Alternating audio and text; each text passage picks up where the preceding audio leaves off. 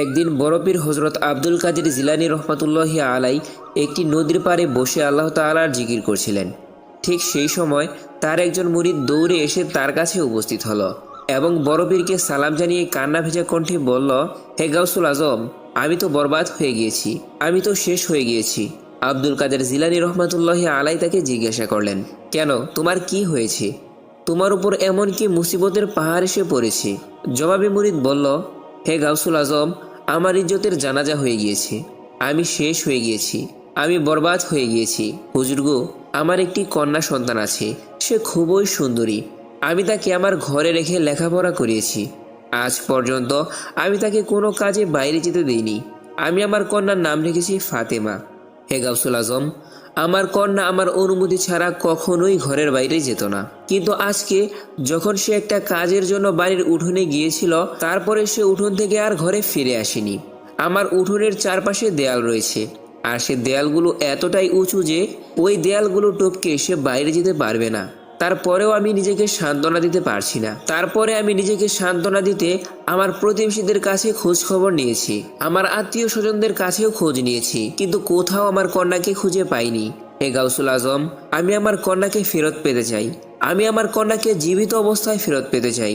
তখন বড় পীর হজরত আব্দুল কাদের জিলানী রহমাতুল্লাহি আলাই তার কথা শুনে বললেন, তুমি শান্ত হও।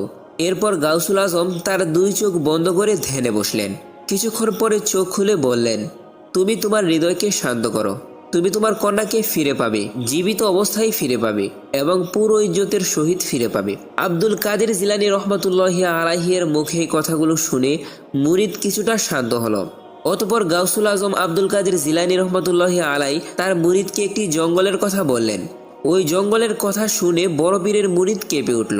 সে বলে উঠল, হে গাউসুল আজম, এটা তো অনেক ভয়ানক একটা জঙ্গল, সেখানে তো দিনের বেলায় মানুষ যেতে ভয় পায়। জবাবে বড় পীর বললেন, হে বৎস, তোমার কোনো ভয় নেই, তুমি সেই জঙ্গলে চলে যাও। জঙ্গলের ভিতরে তুমি কিছু বাড়ি দেখতে পাবে, সেই বাড়িগুলোর মধ্যে প্রথম বাড়িটা অতিক্রম করে যাবে এবং দ্বিতীয় বাড়িটাও অতিক্রম করে যাবে। অতঃপর তৃতীয় বাড়ির সামনে গিয়ে দাঁড়াবে, সেখানে গিয়ে সূরা ফাতিহা পাঠ করে তোমার আঙ্গুল বন্ধ করে দিবে। এরপর তোমার চারপাশে একটি বৃত্ত এঁকে নিবে। এমনটা করার কিছুক্ষণের মধ্যেই তোমার চারপাশ দিয়ে জিনদের আনাগোনা শুরু হয়ে যাবে, আর সেই জিনেরা ভয়ানক আওয়াজ করে তোমার উপর হামলা করার চেষ্টা করবে, কিন্তু কোনোভাবেই তারা সেই বৃত্তকে অতিক্রম করে তোমার কোনো ক্ষতি করতে পারবে না। বৃত্তের কাছে এগোতেই তারা সম্পূর্ণ ব্যর্থ হয়ে যাবে। তখন তাদের শাহিনশাহ জিন সেখানে আসবে, আর সে হবে অত্যন্ত শক্তিশালী। সে এতটাই শক্তিশালী হবে যে অনেক বড় বড় পাহাড় সে একাই ধ্বংস করে দেওয়ার শক্তি রাখে। কিন্তু সেসব কাজ করতে পারলেও তোমার আঁকা বৃত্তকে সে কখনোই অতিক্রম করতে পারবে না। এরপর শাহিনশাহ জিন তোমাকে প্রশ্ন করবে, আর উত্তরে তুমি তোমার সম্পূর্ণ পরিচয় এবং সম্পূর্ণ ঘটনা খুলে বলবে, আর বলবে, আমি আব্দুল কাদের জিলানী রহমাতুল্লাহি আলাইহির একজন মুরিদ, আর তিনি আমাকে তোমাদের কাছে এখানে পাঠিয়েছেন। আমি আমার কন্যাকে আজকে ফেরত চাই, এবং অবশ্যই জীবিত অবস্থায় এবং ইজ্জতের সহিত ফেরত চাই। আর মনে রেখো, যদি আমার কন্যার সাথে খারাপ কিছু ঘটে, তাহলে তোমরা বড় পীরের হাত থেকে কোনোভাবেই রেহাই পাবে না।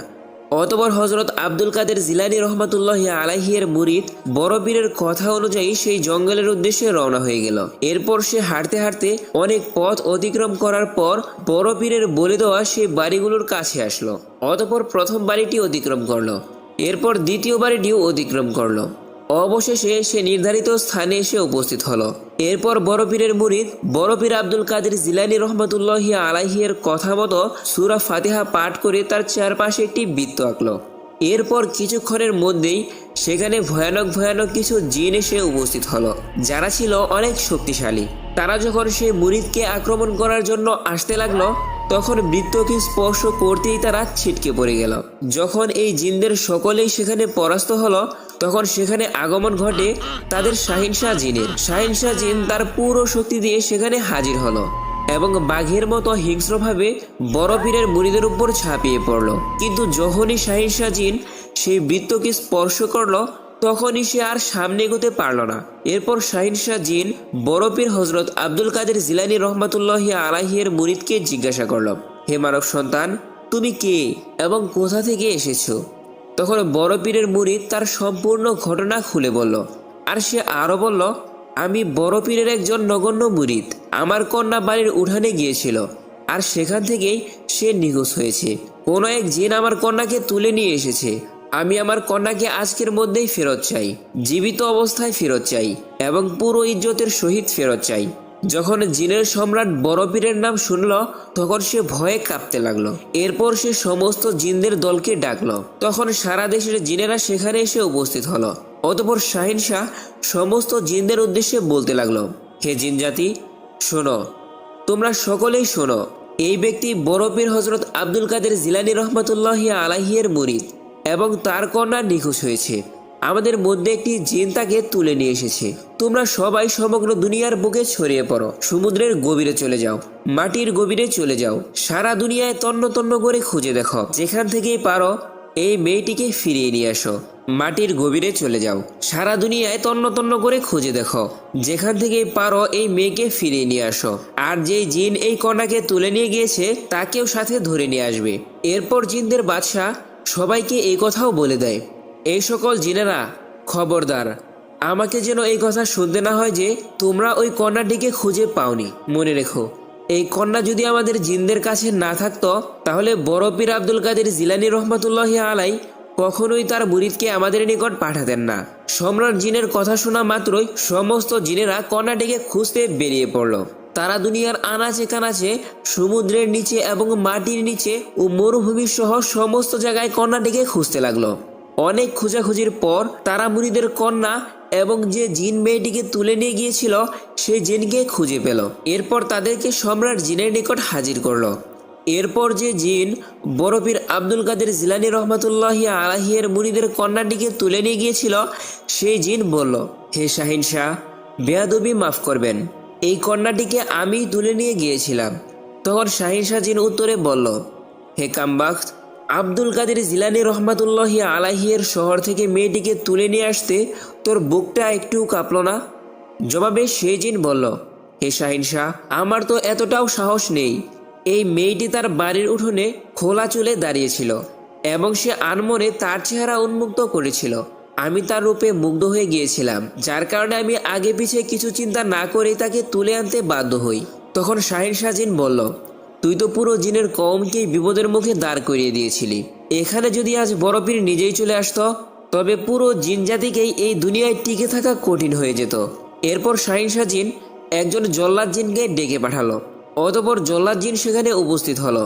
শাহিন শাহ জিন সেই জল্লাদকে হুকুম দিল, এই বেয়াদবটা বড় পীরের মুরিদের কন্যাকে তুলে নিয়ে এসেছে, এর মাথাটা এখনই শরীর থেকে আলাদা করে দাও এবং একে একেবারে নিঃশেষ করে দাও, আর এই কন্যাকে তার বাবার হাতে সসম্মানে তুলে দাও। এরপর শাহিন শাহ জিন বড় পীর রাহিমাহুল্লাহর মুরিদকে বলল, এই নাও, তোমার কন্যাকে সহি সালামতে তোমার কাছে ফিরিয়ে দিলাম। তুমি বড় পীর আব্দুল কাদের জিলানী রহমাতুল্লাহি আলাইহির নিকট আমার সালাম পৌঁছে দিও। আমি তোমার কন্যাকে পুরো ইজ্জতের সাথেই তোমার নিকট ফিরিয়ে দিয়েছি। এই কথাগুলো বলে শাহিন শাহ জিন সেখান থেকে চলে যাচ্ছিল। তখন বড় পীরের মুরিদ বলে উঠল, হে শাহিন শাহ জিন, আমার কিছু কথা শুনে যাও। জিন সম্রাট বলল, কি বলতে চাও বলো। তখন সেই মুরিদ বলল, তোমরাও কি বড় পীর রাহিমাহুল্লাহকে মান্য করো? এই কথা শোনা মাত্রই শাহিন শাহ জিন বলল, বড় পীর আব্দুল কাদের জিলানী রহমাতুল্লাহি আলাই শুধু মানুষের শিক্ষক নয়, তিনি আমাদেরও হাকিম। সুবহানাল্লাহ। প্রিয় বন্ধুরা, বড় পীর হযরত আব্দুল কাদের জিলানী রহমাতুল্লাহি আলাইকে আমরা সকলেই চিনি। তার জীবনের চমৎকার আরও একটি ঘটনা আজকের এই ভিডিওর মাধ্যমে আমি তুলে ধরব।